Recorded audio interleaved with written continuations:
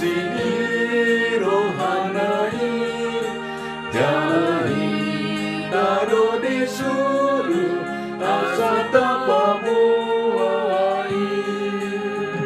magala palito tak dapati udalani ay harap do penalilu saya to lagi.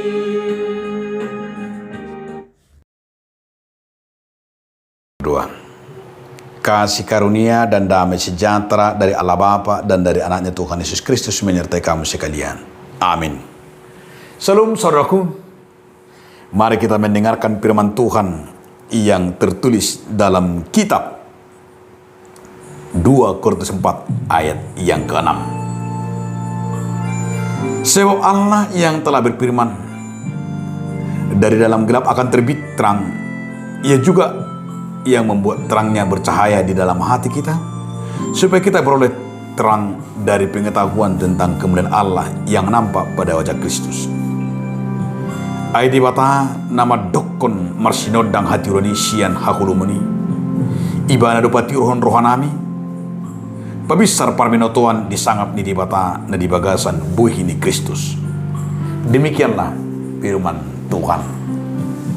Saudaraku, judul renungan kita hari ini adalah dari gelap akan terbit terang. Apa yang mau dikatakan oleh Paulus kepada jemaat di Korintus? Artinya supaya kehidupan umat itu jangan diliputi oleh kegelapan-kegelapan. Namun mereka jauh memandang ke depan, yaitu terang dari Kristus. Sebab orang yang hidup dalam kegelapan rasanya tidak ada lagi harapan. Orang yang hidup dalam kegelapan rasanya tidak ada lagi kemungkinan hidup.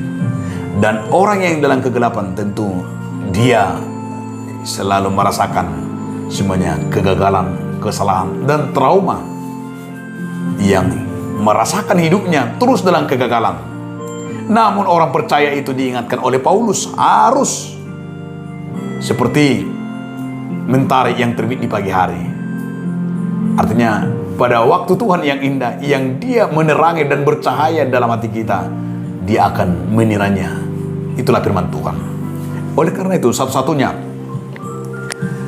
apa yang dikatakan oleh Paulus, agar kita melihat dalam hidup kita ini, jangan menangisi segala kekalahan, jangan pernah menangisi segala persoalan, namun kita hidup supaya melepaskannya, supaya kita belajar mendewasakan, belajar hidup dalam terang Kristus. Karena semuanya kegelapan-kegelapan itu tentu membawa kita ke dalam kemelut dan susah untuk maju dan susah untuk bertumbuh dan susah kita untuk memecahkan segala kemelut dan persoalan hidup. Termasuk juga dalam segala kekalahan dan penyakit. Karena akan kegelapan itu membawa kita semakin tidak berdaya, dan mungkin juga dalam jiwa kegelapan kita akan pergi mungkin ke dukun, mungkin juga ke dunia ini. Namun ketika kita lah yakin dan percaya terang Kristus telah datang, kita akan yakin semuanya indah pada waktunya. Maka ketika firman ini disampaikan oleh Paulus kepada jemaat di Korintus, ia mau menyatakan seperti ini, supaya mereka mau bercahaya, supaya mereka mau melihat terang Kristus itu. Artinya terang itulah yang memampukan mereka memecahkan hidup mereka dari segala kegelapan dosa itu.